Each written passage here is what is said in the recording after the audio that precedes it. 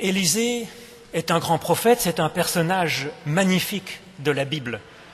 Il parcourt Israël, parlant, faisant du bien, de toutes sortes d'ailleurs.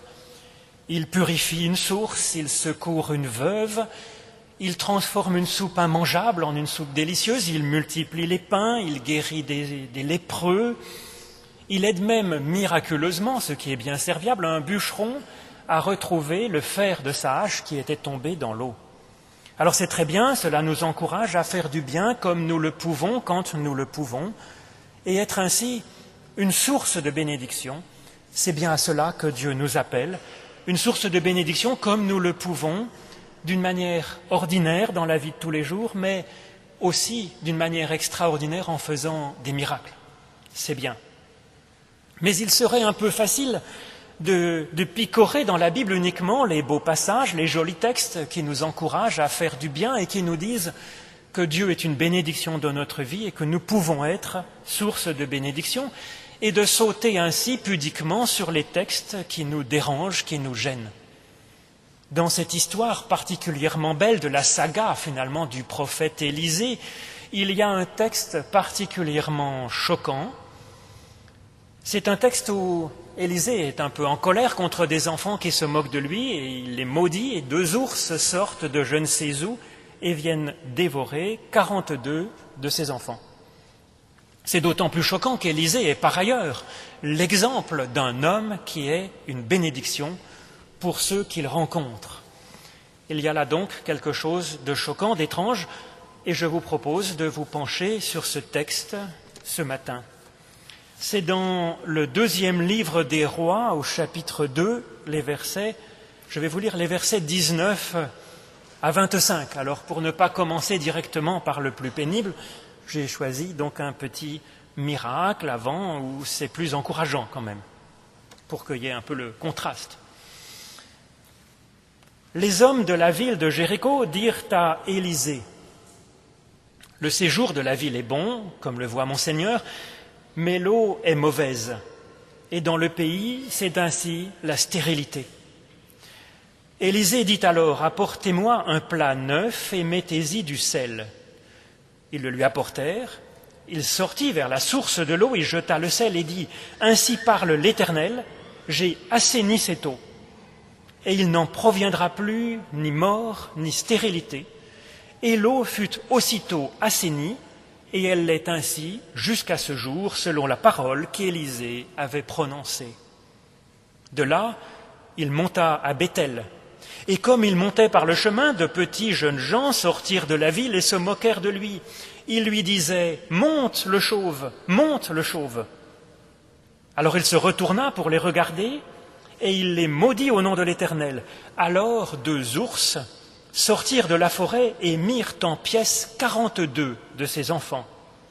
De là, Élisée se rendit au mont Carmel, d'où il séjourna.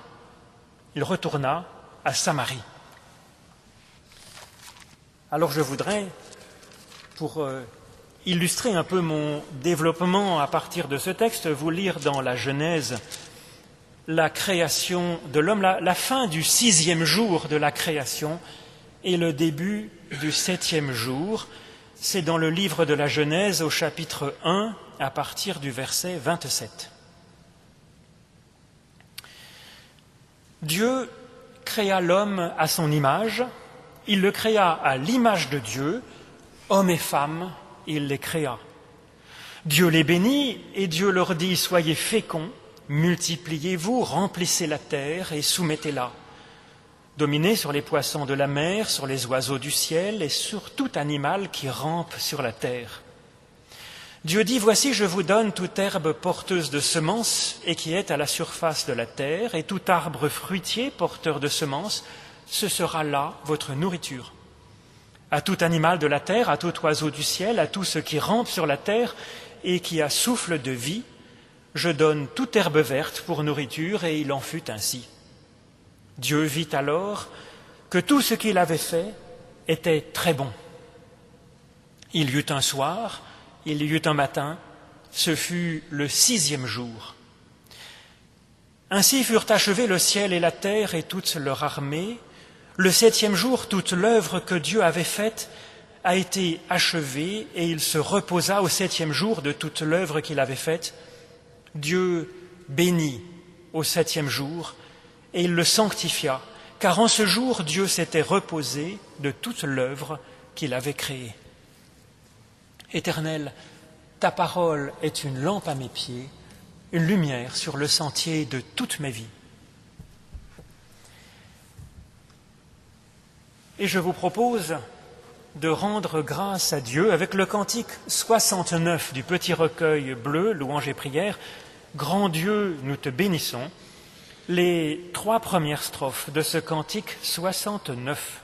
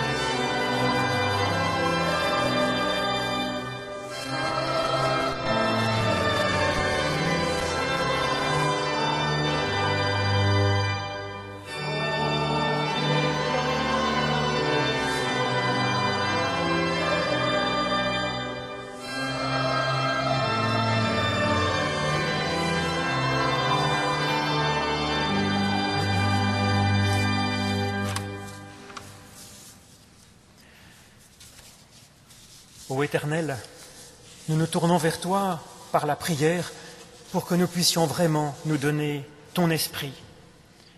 Au moment où nous allons méditer les Écritures, donne-nous d'y trouver une source inédite qui éclaircisse nos voix, qui libère nos conversations, qui nous autorise à parler et à écouter. Donne-nous, entre les pages ouvertes, de sentir trembler les portes de notre monde et les yeux soudain levés vers notre monde de voir qu'il n'est pas fini.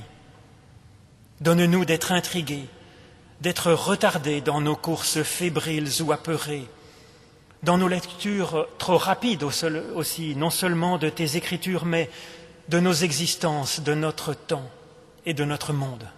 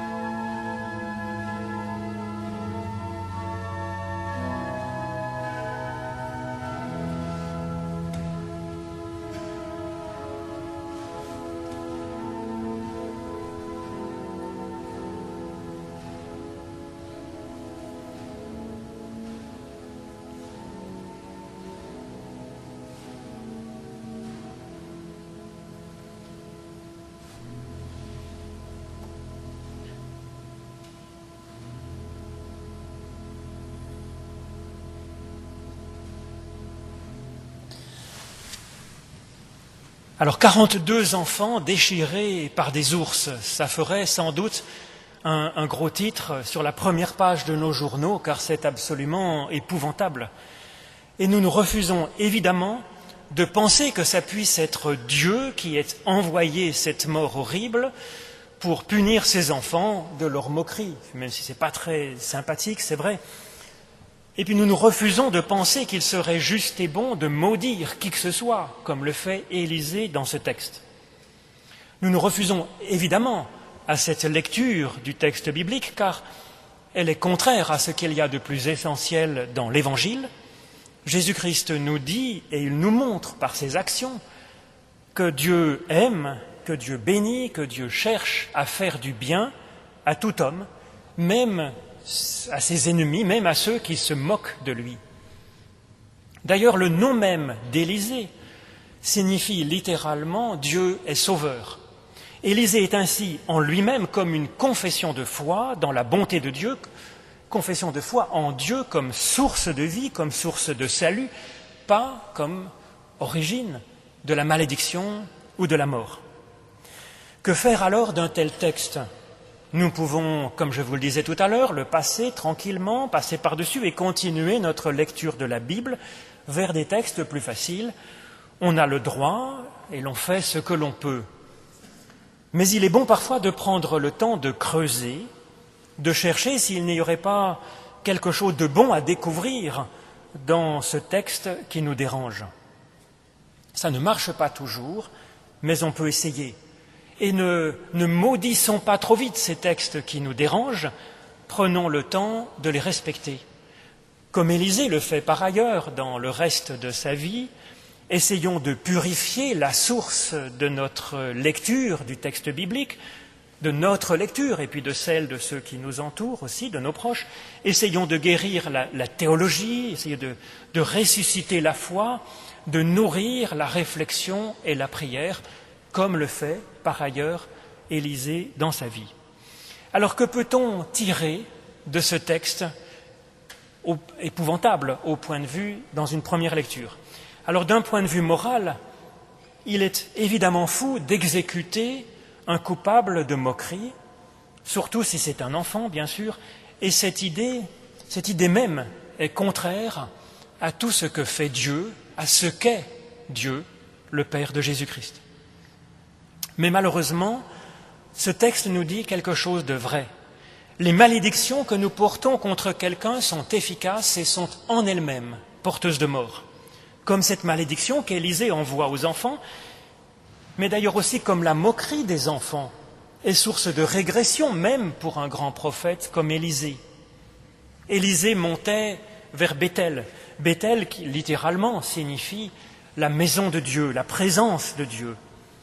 Si le texte prend la peine de nous dire ça, c'est pour suggérer une démarche spirituelle, un cheminement, une élévation vers Dieu, vers sa présence, vers une présence constante de Dieu dans notre vie, présence de Dieu qui nous aide à avancer, à monter, qui nous rend capables d'être dans la vie ordinaire source de bénédictions extraordinaires, comme Élisée. Et donc la moquerie de ces quelques petits détourne ce magnifique cheminement du prophète Élisée. Il est alors orienté vers le bas, donc, puisqu'avant d'être retourné, il montait vers la présence de Dieu, il est tourné vers le bas.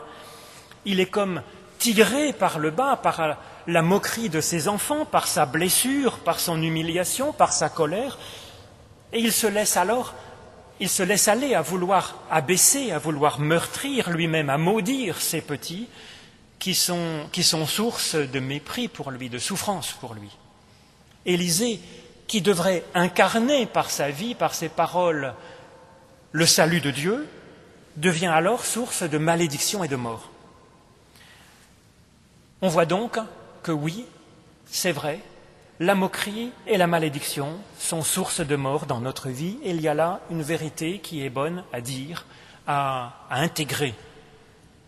Mais Dieu n'est certainement pas aux ordres de quiconque pour maudire un de ses enfants, car Dieu n'est pas comme ça. Dieu est la source de la vie et il ne peut en aucune façon devenir source de mort, en aucune circonstance que ce soit. Mais toute parole mauvaise que nous portons est comme une arme qui blesse et qui parfois peut même tuer. On peut reconnaître dans cette histoire une vérité. La moquerie est en elle-même source de mort. Se moquer de quelqu'un, mépriser quelqu'un, ou pire, maudire quelqu'un, c'est-à-dire se moquer de lui au nom de Dieu finalement. C'est précisément relever ce qui fait sa faiblesse, son défaut, sa faiblesse, oui, son manque. Et c'est, au lieu de relever sa valeur qui existe aussi, c'est tout concentrer sur la faiblesse et le défaut de l'autre. Et faire cela, c'est un peu déjà tuer cette personne. C'est la tuer déjà dans l'estime que nous avons d'elle, puisque nous nous concentrons sur ses défauts et sa faiblesse. Mais c'est parfois aussi diminuer l'estime que d'autres personnes peuvent avoir pour cette personne que nous méprisons, que nous moquons, que nous maudissons. Et c'est même parfois la blesser et la tuer dans l'estime qu'elle a d'elle-même, ce qui est peut-être le pire. Et donc oui, la moquerie blesse et tue celui qui est agressé, mais elle est aussi une source de mort pour le coupable, en réalité. Et c'est ce que l'on voit par exemple dans le psaume 1, où la figure du méchant ou de notre méchanceté qui s'assied au banc des moqueurs, eh bien, mène à la perte du méchant lui-même. Mais au passage, elle est source aussi de blessures et de mort autour d'elle. Dans un sens, la malédiction d'Élisée, elle révèle la blessure que lui a subie, mais elle met aussi en lumière que l'attitude des moqueurs est source de leur propre mort. Elle est donc en même temps une parole efficace dans un certain sens, la malédiction d'Élisée, mais elle révèle aussi quelque chose qui était déjà présent auparavant. Alors les petits de cette histoire, ce ne sont pas nécessairement des enfants, bien sûr, mais c'est toute personne qui, par son attitude, est source de rapetissement, de relevant l'imperfection de quelqu'un et puis réduisant la personne à cette faiblesse qui est la sienne. Alors ici, les enfants, ou en tout cas ces petits, relèvent le fait qu'Élisée est chauve et ils concentrent le regard sur cette calvitie au point de réduire Élisée à ce défaut. Pour ces moqueurs, Élisée n'est plus un prophète, il n'est même plus un homme, il n'est même plus un homme qui par ailleurs est chauve, non, il n'est plus qu'un chauve. Il est un chauve tout court, c'est-à-dire qu'il n'est plus que sa faiblesse et son manque. Il y a des gens qui ont cette attitude vis-à-vis des autres, et il nous arrive aussi, peut-être pour nos propres faiblesses, pour nos propres défauts, mais de nous concentrer ainsi entièrement sur ce qui fait la petitesse, le manque et la faiblesse, eh bien cette attitude est source de mort. Ce regard du moqueur est exactement l'inverse du regard que Dieu porte sur chacun de ses enfants et qu'il nous appelle à porter, un regard qui cherche sans cesse à mettre sur le dessus le meilleur de chacun, le meilleur de sa personne, un regard qui donc donne la vie, une parole qui relève, qui ressuscite, qui remet en route, qui encourage et qui donne la vie.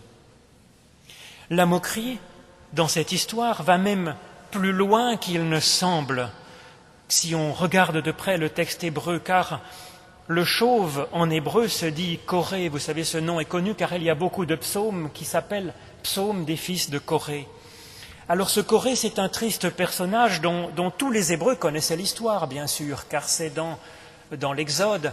Coré était un homme qui s'est dit, mais Moïse, c'est le grand personnage, c'est le grand homme. Tiens, si j'étais Moïse à la place de Moïse, ce serait une bonne idée.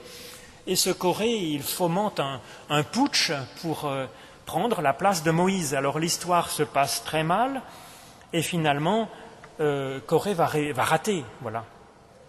Et donc, les cris d'insultes contre Élisée, ou le chauve monte, le chauve, ça peut s'entendre aussi bien comme disant « Eh, tu es un nouveau Coré, tu cherches à t'élever toi-même en te faisant passer pour un prophète, en te faisant passer pour l'incarnation du salut de Dieu, en remplaçant le grand prophète Élie qui vient de disparaître. » Et donc cette critique, ce n'est plus seulement une critique contre son crâne chauve, mais c'est une critique contre sa prétention à être le successeur d'Élie. Élisée le chauve, était-il quelqu'un de comme ça ? Était-il un homme qui veut du pouvoir comme Coré, qui voulait prendre la place de Moïse ? Non, car Élisée n'a absolument pas demandé à être prophète. Il n'est pas non plus tellement un homme qui demande à Dieu de frapper de mort ceux qui ne le reconnaissent pas comme prophète. Il n'utilise pas de violence pour avoir ce titre, cette place. Ça ne cadre pas du tout avec ce que l'on sait du personnage d'Élisée. Élie, lui, oui, était effectivement un homme violent qui n'hésitait pas à égorger ou foudroyer les gens qui n'étaient pas corrects. Mais Élisée, par contre, il incarne en général, comme je vous le disais tout à l'heure, le salut et la bénédiction de Dieu. Ce n'est pas un combattant, Élisée, à la différence d'Élie, son illustre prédécesseur. Face à un méchant, on voit Élisée, au lieu de se raidir et d'attaquer comme l'aurait fait Élie, non, il cherchera à agir par la douceur, par la patience, par le pardon, par la confiance en Dieu. Et donc le fait d'être chauve, ça va assez bien avec la façon d'être d'Élisée dans la douceur, car les cheveux symbolisaient la force. On le connaît avec l'histoire de Samson, dont on coupait les cheveux, hop, il perdait sa force. Mais on le connaît aussi par l'histoire d'Élie, qui était entièrement couvert de poils et qui était avec des cheveux abondants et longs. Donc le chauve, c'est celui qui est faible aux yeux des hommes.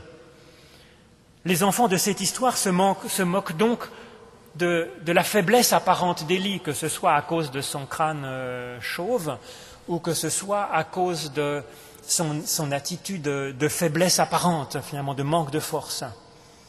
Et ils disent en se moquant « monte chauve » parce qu'ils pensent qu'il n'a aucune chance de s'élever ainsi, puisque eux sont fiers de leur force physique, de leur jeunesse, de leur beauté, et que c'est ça pour eux l'essentiel, pour s'élever, pour monter.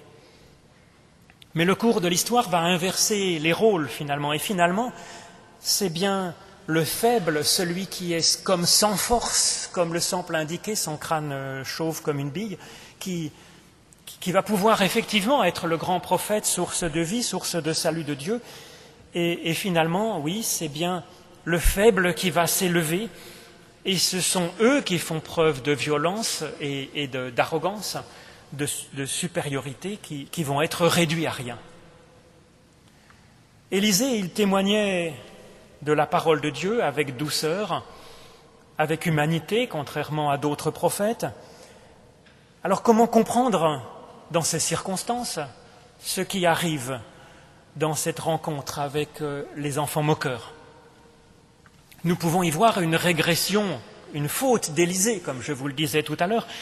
Et effectivement, la Bible n'a pas peur de montrer les fautes et la faiblesse de ses plus grands héros. On le voit dans beaucoup d'autres histoires. Et cela, je crois que c'est aussi assez réaliste. Mais il y a comme souvent une seconde lecture possible, plus positive, de cette histoire, de cet épisode de la vie d'Élisée. Agressé par les moqueurs, Élisée commence par se retourner et par les regarder. Je crois qu'on peut lire cela comme un encouragement à regarder vraiment en face ce qui nous agresse, ce qui nous menace, ce qui nous ridiculise, ce qui nous bloque dans notre élévation vers Dieu, notre cheminement. Nous pouvons donc regarder en face ce qui nous bloque, ce qui nous diminue, ce qui nous fait régresser. Et puis ensuite, Élisée les maudit au nom de l'Éternel. Alors il y a un vrai verbe maudire en hébreu, mais ce n'est pas celui-là qui est utilisé dans ce texte, c'est plutôt un verbe plus général qui signifie abaisser ou dédaigner finalement. Élisée n'adressait donc pas une malédiction à mort à ses enfants. C'est évidemment pas en maudissant qui que ce soit que l'on risque d'être fidèle à Dieu, en tout cas à ce Dieu qui sauve. Mais on peut relire cette histoire, finalement, ce passage, comme si Élisée, en proie à la méchanceté, à la moquerie, à l'agression, Élisée se retourne d'abord pour regarder en face ce qui l'empêche d'avancer, et puis ensuite il méprise ce qui l'empêche d'avancer au nom de l'Éternel. Il considère justement que ce qui lui arrive n'est que peu de choses à côté de l'importance du salut de Dieu, de l'importance de Dieu lui-même, de ce que Dieu met dans notre vie par sa bénédiction, par sa présence, par sa vie. Et donc, la conséquence de ce regard et de cette parole, c'est que alors la méchanceté est réduite à néant. Bien sûr, Dieu ne veut pas que le méchant soit tué, meure, mais il veut que la méchanceté soit repoussée dans le néant et qu'elle cesse de nous nuire. Et cela se fait ainsi donc dans le regard et dans la parole. C'est la conséquence finalement de cela montre que Élisée se confie à Dieu pour être lui-même source de salut, lever les obstacles qui l'empêchent d'avancer, qui l'empêchent de monter. La conséquence de ce regard et de cette parole, c'est que la méchanceté est alors comme réduite en miettes. Elle cesse d'être nuisible quand on la place devant Dieu, quand on la place sous le regard de Dieu, et ça nous laisse alors libres de continuer notre cheminement, notre marche vers le haut, et cela nous permet d'être ensuite source de bénédiction, retourner, redevenir une source de bénédiction. Et donc l'arme d'Élisée, ici, face à ce qui l'agresse et l'empêche d'avancer, eh bien c'est le regard et la parole. Là où un Élie ou peut-être un Saül ou même un David aurait pris les armes, la force d'Élisée, c'est de s'en remettre à Dieu, de regarder les choses en face et de s'en remettre à Dieu pour réduire ses ennemis spirituels.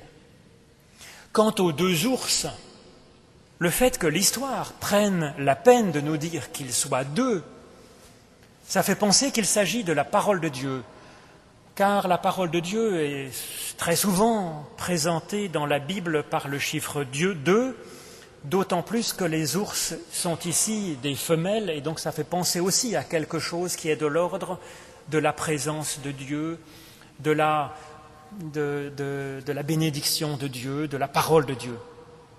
La parole de Dieu, elle est comparée souvent à une épée à double tranchant qui arrive à séparer le bien du mal, qui d'habitude dans ce monde sont extraordinairement mêlés l'un à l'autre.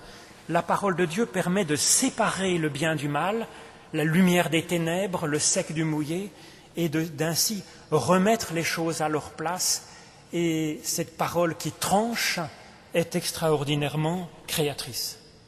Alors c'est bien la parole de Dieu elle seule qui peut réduire à néant, de la meilleure des façons, nos ennemis spirituels.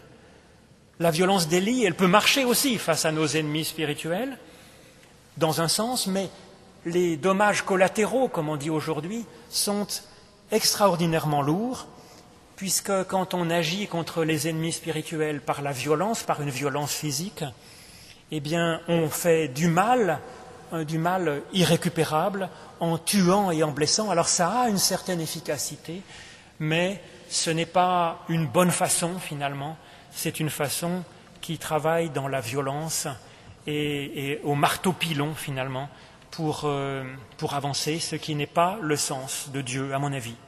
Élisée nous apprend plutôt à réduire le mal en le plaçant devant Dieu et en le remettant à Dieu. Alors comment agissent les deux ours de cette histoire si c'est effectivement une figure de l'esprit et de la présence de Dieu, de la parole de Dieu? Il est impossible d'imaginer que Dieu voudrait déchirer un enfant pour le punir de sa moquerie, de son insolence.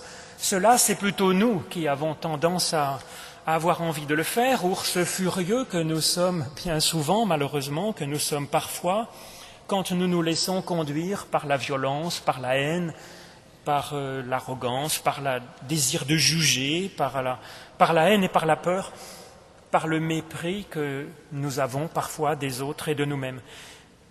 Mais rien ne prouve que les ours de ce texte ont déchiré chacun des 42 enfants. Quand on regarde de près le texte, ce n'est pas si clair.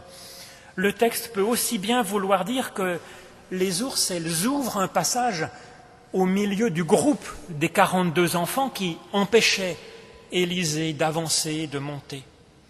Et donc, à ce moment-là, la parole de Dieu, qui est comme ces deux ours femelles, elles ouvrent un passage comme Dieu ouvre la mer Rouge pour que les Hébreux puissent être libérés d'Égypte, pour qu'ils puissent être libérés de l'esclavage. Ici, la parole de Dieu ouvre un passage au milieu de la moquerie, au milieu de ceux qui nous insultent, nous rapetissent, nous ouvre un passage vers le haut.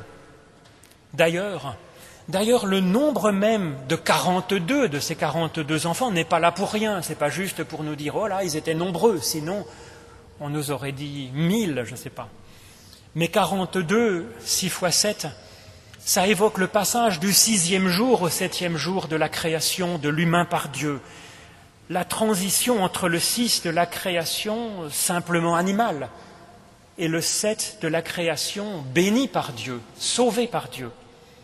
C'est justement la parole qui nous montre la différence entre l'un et l'autre.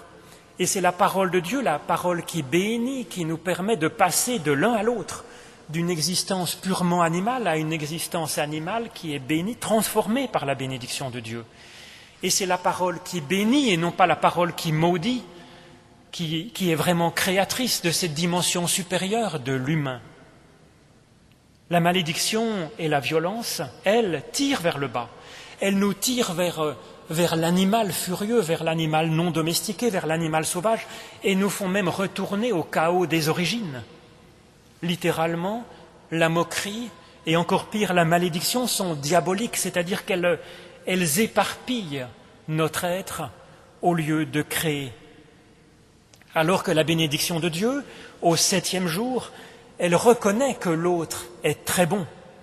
Elle élève, elle appelle à grandir, à se multiplier et à être source de grandeur et de bénédiction à l'image de Dieu lui-même, dont c'est la façon d'être.